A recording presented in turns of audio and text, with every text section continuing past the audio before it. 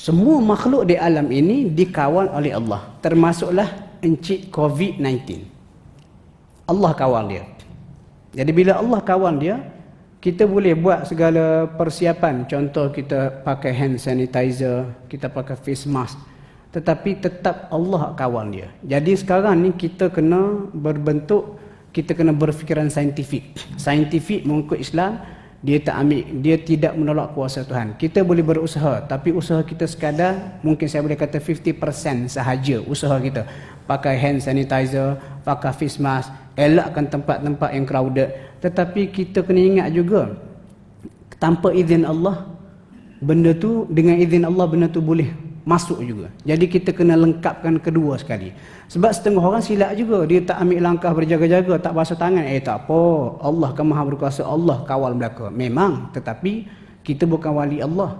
Kita kena ambil langkah berjaga-jaga. Ketika wabak penyakit tersebar di Syam, saya normal dengan para sahabat, kan wali ni, dia dengar apa hak Nabi cakap. Nabi kata, kalau kamu tahu tempat tu ada wabak penyakit, jangan pergi.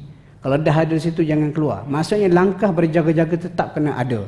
Jadi untuk kita umat Islam supaya lebih saintifik, kita ambil langkah berjaga-jaga, pakai hand sanitizer, pakai face mask, elakkan dan berdoa. Pak doa ni kadang-kadang orang kita ni ujian iman. Dia kata tak ada apa. Okey. Untuk kita doa menghindarkan penyakit COVID-19 ni, kita sama-sama amal. Kita buat hak biasa dah kita buat. Yang pertama, ayat kursi. Ayat kursi tu, lepas sembahyang kita duk baca. Rupanya pada ayat kursi tu ada rahsia Tuhan. Dan ayat kursi ni tuan-tuan, panjang cerita dia. Kenapa ayat kursi ni hebat? Sebab pada satu ayat, surah Al-Baqarah ayat 255. Ayat kursi, satu ayat. Allahu la ilaha illa sampai habis. Ada berapa kali? Ada sebanyak 17 kali pengulangan nama Allah. Allah, ilah, hu al-hayyu al-qayyum la ta'khudhuhu sinatun wa la nawm lahu ma fis samawati wa ma fil ard man dhal ladzi yashfa'u indahu illa bi idnih sampai habis. Ada 17 kali. Okey, kat mana? Panjang, kita nak pendekkan masa sebelum Isyak. Kat mana nak tekan ataupun nak fokus? Di hujung tu tuan-tuan. Tuan-tuan boleh cek balik terjemahan. Di hujung Allah kata wasi'a kursiyyuhus samawati wal ard. Kursi kerajaan Allah, kehebatan Allah. Kursi ni ada perbincangan dia lah, tapi kita ambil tafsiran mudah. Wasi'a kursiyyuhu, kursi Allah ni wasi'a, meliputi sebesar-besar langit dan juga bumi. Langit dengan bumi ni pun kita tak habis lagi nak berjalan. Tiba-tiba Allah tak kata langit sebesar-besarnya, bumi sebesar-besarnya berada dalam kekuasaan Allah. Lepas tu dia kata wasi'a kursiyyuhus samawati wal ard. Kekuasaan Allah, kerajaan Allah ni meliputi sebesar langit dan bumi. Lepas tu dia pun kata wala ya'uduhu hifdhuhuma, dan tidak melemahkan dia Allah sikit pun hifdhuhuma, untuk menjaga kedua-duanya. Masa ni kita buat ni. Bila kita baca ayat ni wasi'a kursiyyuhus samawati wal ard sampai dekat wala ya'uduhu hifdhuhuma wa huwal aliyyul azim, fokus. Ya Allah, mu boleh jaga sebesar-besar langit dan bumi, jagalah aku daripada wabak penyakit ni. Itu je. Itu yang pertama, ayat kursi. Yang kedua, 3 kul. 3 kul tu qul huwallah, qul a'udzu birabbil falaq sampai an-nas. Yang kedua, sebab masa suntuk, tuan-tuan fokus pada min syarri ma khalaq. Surah Al-Falaq ni Allah Ta'ala turunkan untuk menjadi pendinding kita daripada ancaman fizikal. Surah An-Nas, ancaman mental, spiritual, dalaman, setan hak membisikkan Al-Khannas, tapi biar. Surah Al-Falaq ni nak menyelamatkan kita daripada ancaman fizikal. Allah kata qul a'udzu birabbil falaq. Katakanlah Muhammad, aku mohon perlindungan dengan Tuhan yang memiliki waktu subuh. Sebenarnya falak tu waktu subuh dah makna kedua. Makna pertama, falak ni pecah, belah. Allah kata innallaha faliqul habbi wan nawa. Allah yang faliq, yang memecahkan butir-butir biji menjadi benih. Kita ambil biji durian, kita letak atas tanah, kita siram air. Kalau Tuhan tak pecahkan biji itu lalu keluar jadi pokok, biji itu tak akan pecah. Jadi Allah lah Tuhan satu-satunya yang mampu memecahkan biji jadi benih. Lepas tu Allah tak nak sebut lagi Falikul Isbahi. Dan Tuhan juga yang Falikul Isbah, yang memecahkan kegelapan malam jadi subuh. Jadi maksud dia apa? Qul a'udzu birabbil falaq, aku mohon perlindungan dengan Tuhan yang memiliki waktu subuh, Tuhan yang satu-satunya berkuasa memecahkan kegelapan malam jadi subuh. Tak ada hak lain. Minta perlindungan dengan Allah daripada apa? Daripada beberapa makhluk yang bahaya. Yang pertama, min syarri ma khalaq, daripada kejahatan makhluk hak dia cipta. COVID-19 dia cipta lah. Semua pun dia cipta. Rimau di hutan, paku karat mungkin kita terpijak, itu semua tu Allah Ta'ala cipta belaka tu. Dan kenapa Allah Ta'ala cipta benda ada unsur kejahatan? Ujian kepada manusia. Lepas tu apa dia, kalau kita lukis surah Al-Falaq ni tak apa.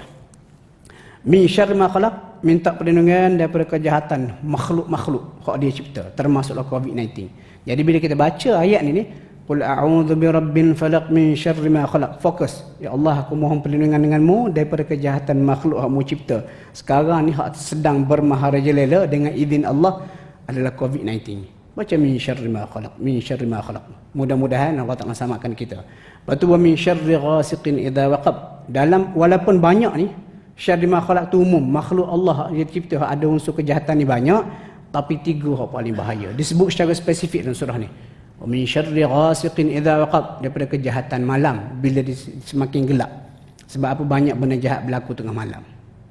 Lepas tu wa min syarrin naffatsati fil 'uqad, daripada kejahatan sihir, panjang cerita dia tu. Wa min syarri hasidin idza hasad, dan daripada kejahatan hasad dengki. Okey, 2. Yang pertama hujung ayat kursi tu. Wala ya'uduhu hifdhuhuma wa huwal 'aliyyul 'azim. Ya Allah, tak lemah sikit pun untuk kamu jaga sebesar langit dan bumi, jagalah aku daripada wabak penyakit ini. Yang kedua, min syarri ma khalaq. Yang ketiga, baca doa Nabi. Doa Nabi tu banyaklah. Macam contoh, Allahumma inni a'udzubika minal barasi wal jununi wal judhami wa min sayyi'il asqam. Ya Allah, aku mohon perlindungan denganmu daripada sopak, gila, kusta dan juga sayyi'il asqam, penyakit-penyakit huduh jahat. Itu yang ketiga. Nanti tuan-tuan boleh cari, banyak untuk share. Yang keempat, jangan tinggal bismillahilladzi la yadurru ma'asmihi syai'un fil ardi wala fis sama'. Hak tu jangan tinggal. Baik, duk buat dah tiap hari ni, just fokus balik. Dan yang terakhir, baca a'udzu bikalimatillahi tammati min syarri ma khalaq. Dan saya pernah baca doa tu Nabi banyak baca sebelum turunnya surah Al-Falaq. Maksudnya kalau kita nak tengok ranking surah Al-Falaq dengan doa tu a'udzu bikalimatillahi tammati min syarri ma khalaq, surah Al-Falaq lebih power lah. Tetapi ada hadis seorang sahabat Nabi mengadu ke Nabi. Hadis tak salah Sunan Abu Daud. Dia kata dia kena sengat dengan jengking, sakit. Lepas tu Nabi kata, membaca benda ni pada waktu petang, insya-Allah kamu tidak akan disengat oleh binatang berbisa. Apa dia? A'udzu bikalimatillahi tammati min syarri ma khalaq. Aku mohon perlindungan dengan kalimah Allah yang maha sempurna, min syarri ma khalaq, daripada segala kejahatan makhluk. Nak masuk hutan hari Sabtu ni, Sungai Pisang. Tak tahu apa benda jumpa dalam hutan tu. Baca min syarri ma khalaq, surah Al-Falaq, baca doa ni, bismillahirrahmanirrahim. Dia umum. Pendek kata sebenarnya apa hak ditinggalkan oleh Nabi cukup belaka dah. Cuma kita tak terokai dan kita tak appreciate. Jadi tuan-tuan, kesimpulan dia, kita umat Islam perlu saintifik. Kena ambil langkah berjaga-jaga secara fizikal, jaga kebersihan, pakai hand sanitizer ke basuh tangan, pakai face mask, doa pun kena buat. Kalau boleh masuk tengah panas wabak tak habis lagi ni, buatlah hak saya sebut tadi tu setiap kali lepas solat. Allahu a'lam, mudah-mudahan apa yang kita kongsi pada malam ini dapat memberi manfaat kepada kita semua.